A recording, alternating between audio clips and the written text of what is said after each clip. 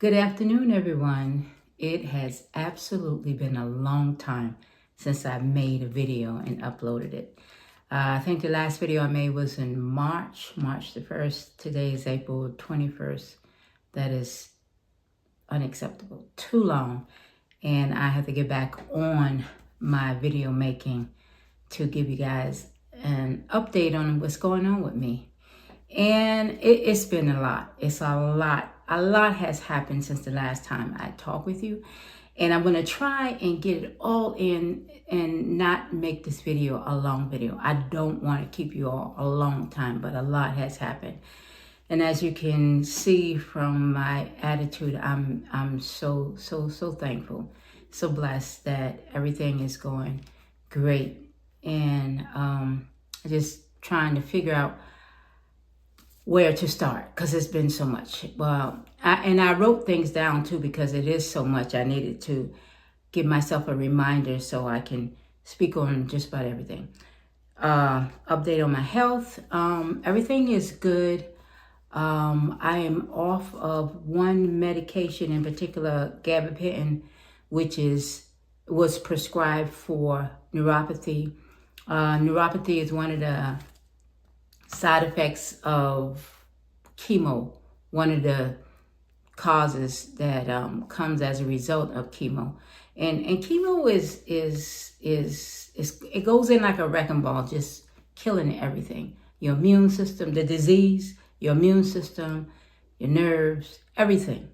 And so I developed neuropathy as a result of the chemo, but I didn't want to depend on the gabapentin to help maintain, because it doesn't cure the neuropathy.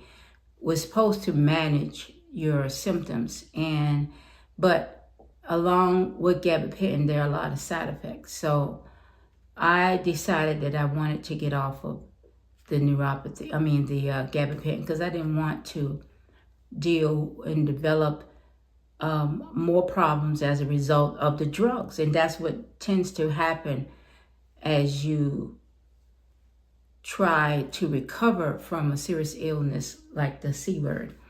But anyway, I'm banking on my attitude, God first of all, and some natural remedies to deal with my neuropathy, and hopefully it will go away.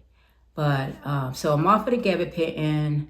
I'm down to 3 meds now. The furosemide, which is a water pill, because as a result of the neuropathy, well, I can't really say that it's the neuropathy. I've developed edema. Actually, it was because of the blood clot, and I think I talked with you guys about the blood clot that was found in the back of my knee, and that brings along swelling in my right leg as a result. And so, but one of the side effects of the gabapentin was also edema. So I think in addition to the blood clot, the side effect from the gabapentin was the edema. So so I'm on the furosemide, Eliquis is a blood thinner for the blood clots, and the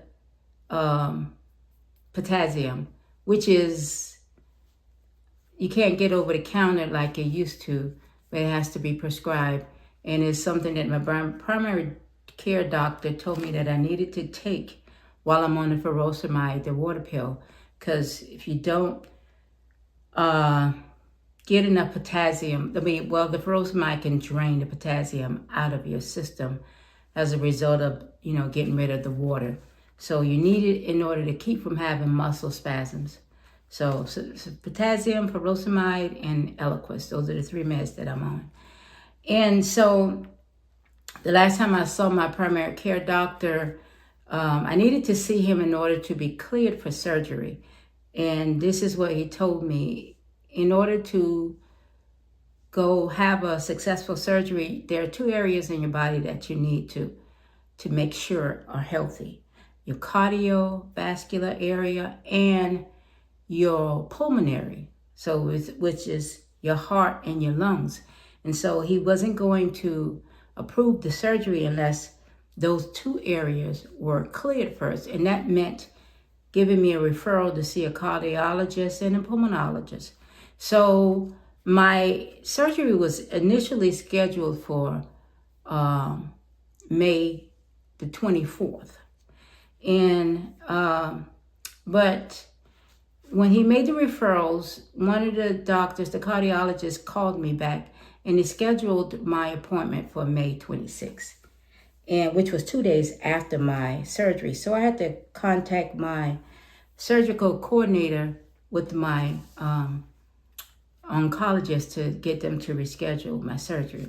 So anyway, to make a long story short, the pulmonologist also couldn't get me in early, and it pushed it back to May the 19th, which is when he could see me. Couldn't see me any sooner. So that pushed the surgery all the way back past May 19th. So I haven't had any surgery yet. I've seen the cardiologist. Everything was good. Now the pulmonologist I won't be able to see until next month, May 19th. So I'm just basically waiting. But in the meantime, I'm dealing with my mental well-being in order to take control of the physical, and I'll explain. First of all, when he moved when the cardiologist scheduled my surgery the cardio exam for May 26th, that was a problem with me, because let me tell you what happened. A very close friend of the family who had the same illness that I had, she passed away in the middle of March. And this was her second bout with cancer. And my mother and I went to see her when she was in the hospital. And something she said to me just kind of struck me as unusual. She said, I will always have cancer. And I said to myself, why would she say that? Unless she had the gene that will continue to bring cancer back. So I didn't know whether she had the gene or that was just her belief about that illness. And so when to me, that became a part of her belief system, that she will always have cancer. So when hers progressively gotten worse, and ultimately she passed away from it, and her funeral was scheduled the same day as my doctor's appointment. And I couldn't reschedule my doctor's appointment because it was hard to even get that date. And I felt really, really bad that I couldn't attend her funeral. But my mother and I had seen her at her house like the day before she passed away. Then we went back to the house and to be with the family. And her brother said something to me that also struck me. He said, well, people with this type of cancer, it will always come back. And I said to myself, why would he say it will always come back? The type of cancer he's talking about is ovarian cancer. And his sister has stage 4, and so do I. And when he said it will always come back, I wasn't just going to believe that just because he said it. So I did my own research and I looked it up. And I asked the question about, will it always come back? And what I found was that particular type of cancer is kind of hard to deal with. It depends. It will come back depending on your stage. If you had stage 1, you have a 10% chance of it returning. And then if you had stage 4, you have a 70% to 95% chance of it returning. And I said, oh, okay. So that's what their statistics say. And people who believe that will probably end up succumbing to that. And so I know me with my belief system, I don't accept that for myself. You know, what people say and what information is out there will determine, you know, how you see things or how you believe things. But before I get into that, let me make sure I'm not skipping what I had to say. But anyway, mindset does matter, because when I read that information, now I could have said, oh, wow, then that means it's coming back with me. No, that wasn't my mindset at all. My mindset says, okay, so now you have to prepare your mind to go ahead and start healing your body. Now, I know that sounds crazy, but we have to think about how powerful our minds are and how powerful God made us. You know, because we all know that when you are worried about something, when you are stressing over something, when you are, you know, feeling that things are not going right, you know, based on your thoughts and how you stress and worry, you can develop an illness like an ulcer, a heart attack, a stroke, even cancer, because your thoughts are on those things that are keeping you stressed. And just like your thoughts can make you sick, your thoughts can actually make you well. And so based on what type of thing that goes on in your mind, what kind of thoughts you're having, your body will respond accordingly. When you're having negative thoughts constantly about an illness or a sickness or negative things, your body releases hormones that will eventually, depending on how long you continue to have those thoughts, will release negative hormones that can cause illnesses and disease. And that is what makes you sick, because your thoughts are constantly on that. You're releasing these negative hormones that are being released in your body, breaking down your immune system and causing diseases. So, but just like your body your thoughts can make you sick, your thoughts can also make you well.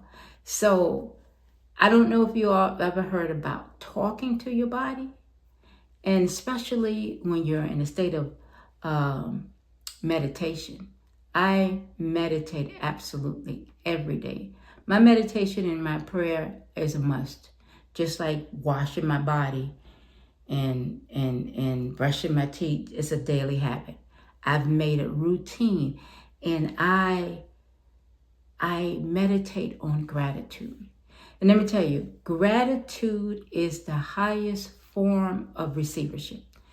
When you think about all the things that you should be grateful for, even just the thought, putting your mind in the thought of gratitude, you begin to start feeling good, start smiling, and just saying how thankful and grateful you are for whatever you focus on. Where focus goes, energy flows. So if you focus on gratitude, that energy is going to be aimed to that particular topic or that area. That's where your energy is going to go. So every morning is a different thing that I am focused on that I should be grateful for. And first of all, when you wake up early in the morning or before you go to bed at night, those are the times that you should be meditating, because those are the times when your mind is either coming out of state of wakeness, of sleepiness from waking up, or you're getting ready to transition into sleep. So that's when your mind transitions from delta to alpha and then to theta. Those are different stages of your brain of your brain, your brain waves. So when you're in that transitional stage between sleep and wake, that's alpha. And that's the best time to meditate.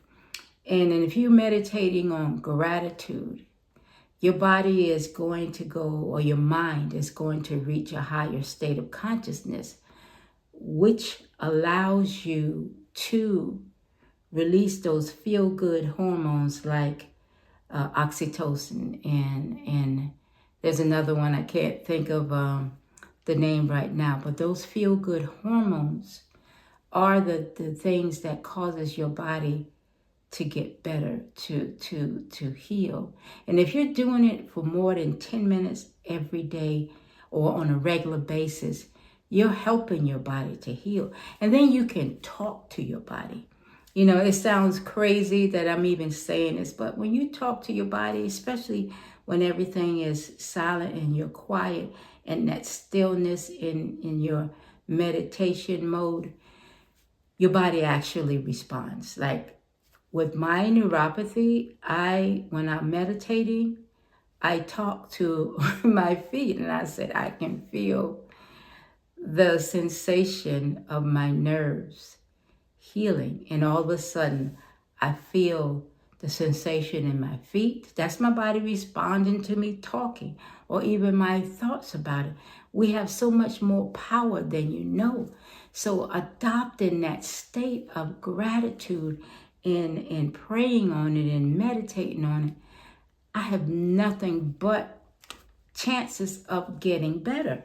So what I say to the chances of that cancer coming back, or those cancer cells, because when my doctor says she didn't know, that means you could have microcells in your body developing to bring that cancer back. My meditating and focusing on gratitude is so it can kill any chance of it coming back. I say to people, ain't no cancer coming back up in here. I beg your pardon. Not what my mind said. Not what my belief, not what my thoughts. What you think about, you bring about. And I'm thinking nothing but good thoughts. And focusing on gratitude and just being so thankful that God gave me another chance to be here and to help someone else to see that they are more powerful than they know, and they can help. Your mindset is everything. You can help prevent that chance of it coming back in your body.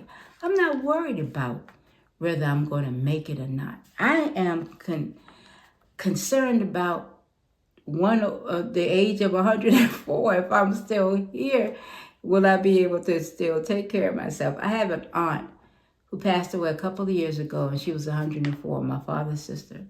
I said, I'm going to be like my Aunt Sarah Bell. I'm going to be here longer than most people expect me to, because my attitude is always gratitude. And I wore my shirt today to promote that philosophy. Gratitude is my attitude. And I swear by that. Your thoughts are everything. When it's almost hard to manage your thoughts, but you have to make it a daily habit. You have to make it habit. And how do you do that? By repetition, by doing things over and over and over again until it becomes habit. So monitoring your thoughts is not an easy task, because the average person has between 60 to 70,000 thoughts a day. And to be aware of your thoughts is something that I had to develop. So I'm constantly thinking, not worrying. I'm constantly thinking, what am I thinking about? What am I thinking about? And one way of telling that is, if you feel bad emotionally, it's because whatever it is that you're thinking about is making you feel that way. And if you're feeling good emotionally, whatever it is that you're thinking about is making you feel that way. So when you find yourself feeling down, then ask yourself, well, what was it that I'm thinking about? What was on my mind? I have to change that thought. And one way of doing that, when you start feeling bad, and you know it's because of your thoughts? Because you could be worried about like a bill, or you could be worried about your children. But it's your thoughts about that bill. It's your thoughts about that your children. So change your thoughts. And when you find yourself in that state of mind, you say, change.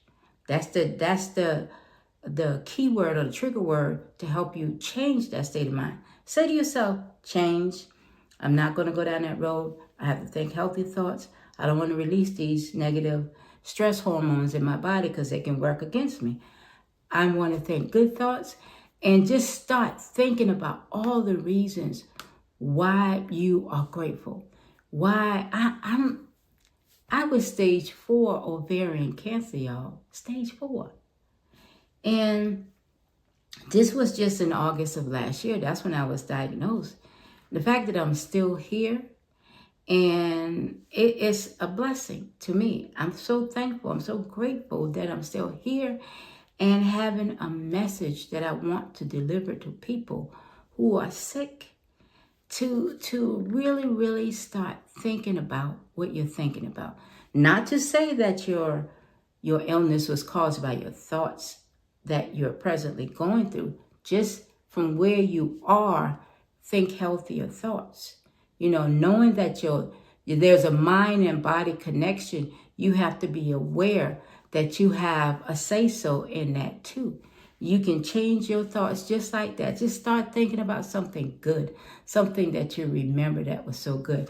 Or the fact that, hey, I woke up today. There are some people who didn't even wake up, didn't even get a chance to experience another day of life.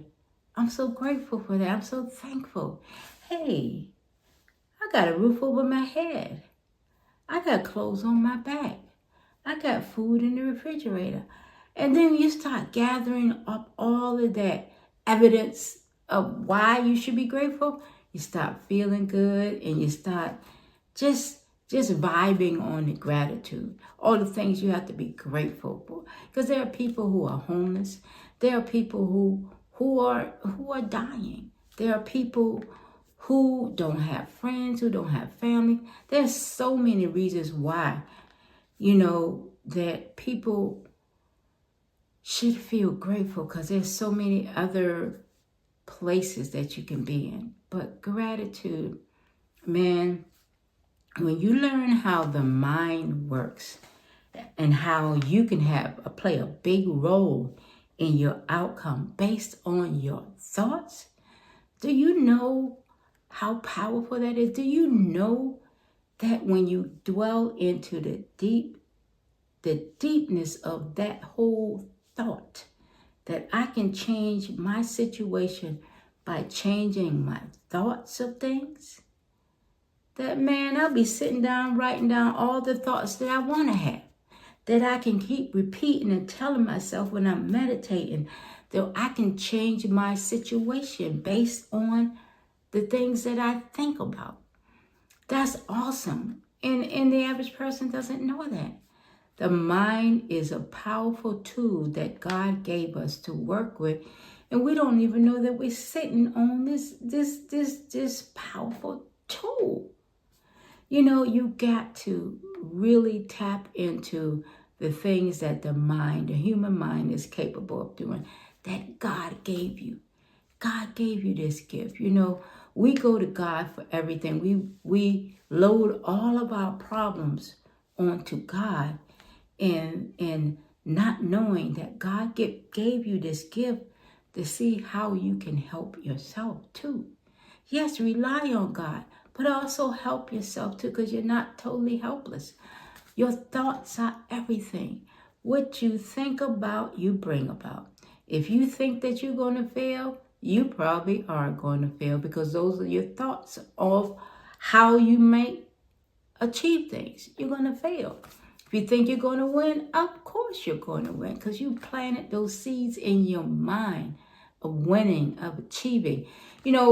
Coaches in sports know these things about the mind being powerful, because they get the athletes to visualize themselves doing these things or achieving these goals in order to help them move towards winning or achieving their goals. Kobe Bryant was an example of somebody who disciplined himself with his mental state, and how he disciplined himself and meditated on achieving, thing. High achievers know the power of the mind and know how you can get yourself in a state of accomplishment by focusing on those things that you want to achieve and manifesting those things. So my focusing on my body, telling my body to heal, telling those areas where sickness was, that my ovaries are healthy, my nerves are healthy, and as I'm saying these things to myself while I'm meditating, I'm smiling, and your body responds to gratitude. I'm feeling. So you can't just say it and don't mean it. You can say, I'm grateful, I'm grateful, I'm grateful. But emotionally, if you don't feel that, then, your body knows that you're lying. Your body responds to your emotion. So thoughts are for the brain and your feelings are for the body. So how you think and how you feel will create your personal reality. And so you got to be aware of your thoughts and your feelings, because those are the two things that will determine outcomes in your body, your thoughts and your feelings.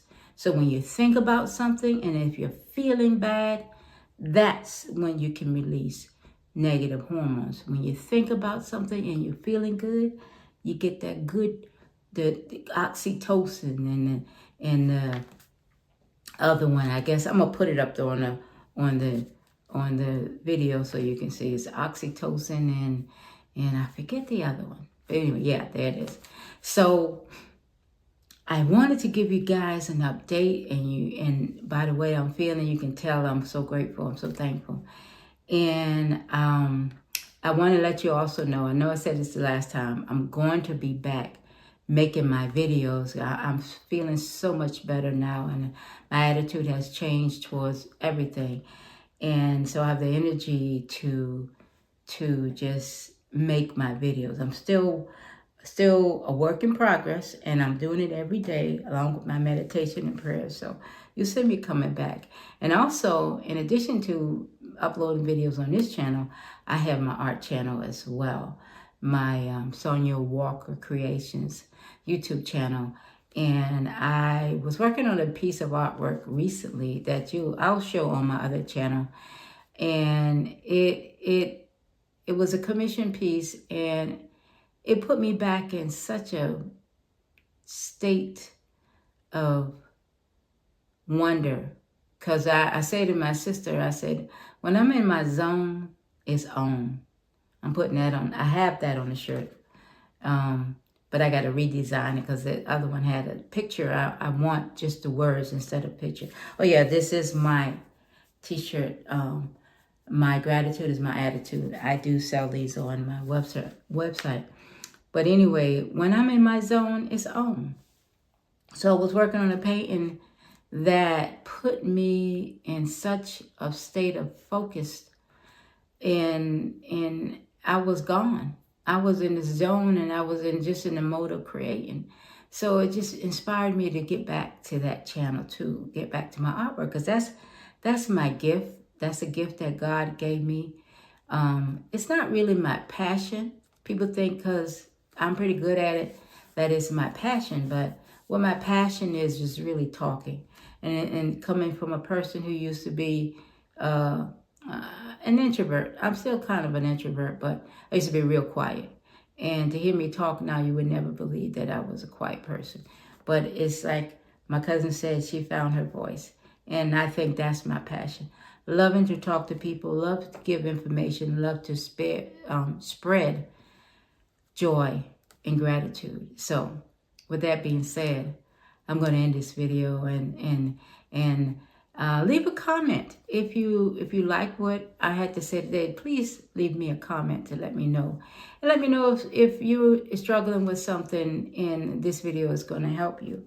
And please, if you know someone who may be going through an illness and need to be uplifted, share this video with them. Don't forget to leave it a like. And if you're new to the channel, don't forget to subscribe. Please subscribe. I'm trying to make my way to 1,000 subscribers. I have like 765. Share this video so I can grow my channel, because I think that I have a lot to give, a lot to share. And the more people I can touch, the more people will get this information. The more people subscribe. Share, subscribe, like, and also turn on that bell notification button, so whenever time I upload a video, you'll be notified. So once again, I'm back, and thank you for your patience. Thank you for watching, and everybody have a beautiful, grateful day.